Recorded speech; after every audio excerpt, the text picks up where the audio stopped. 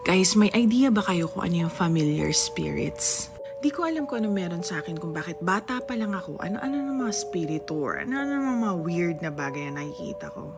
And kahit saan ako pumunta, lagi talaga na ako may nakikita tas the rest ng pamilya ko, wala naman. Meron pa nga akong na-upload na video na biglang bumubukas yung pintuan na ganun.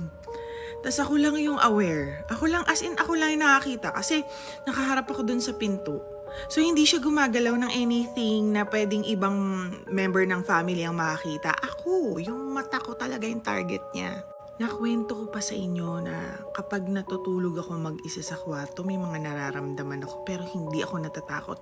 Kasi iniisip ko nung time na yun, isa sa magulang ko yun. Ganun ako ka-desperate to see and to feel my family again, na yun ang nakita ng demon na way para lumapit sa akin.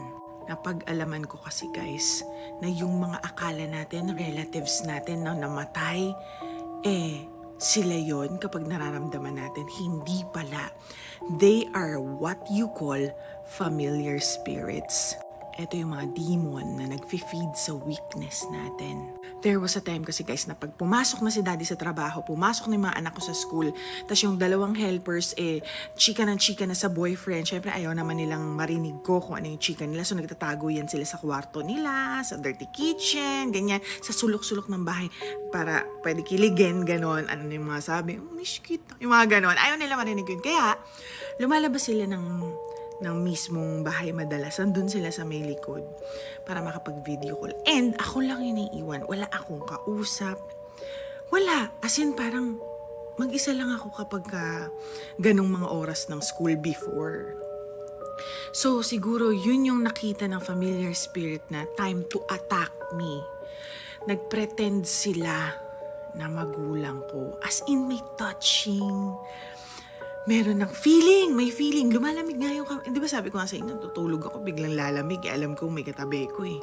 Ganon katindi. Nagpapapansin talaga. And ito pa, akala ko yung protection galing dun sa nararamdaman kong entity. Wala. Sobrang laki ng kasalanan ko kay God kasi nung time na pinasok yung bahay namin, tapos, di ba, ibang story na naman to. Time na pinasok yung bahay namin, tapos parang may gumising sa akin, inisip ko pa, yun. Di ba? Hindi ko sinong good spirit or si God mismo ang nagpo-protect sa akin. Inisip ko pa yun. So yun ang nakita mo, yung loneliness na yun ang nakita ng familiar spirit na pwede niyang gamitin to attack me or para ilayo ako kay God. Dumating pa sa time na weirdong-weirdo ako kasi every time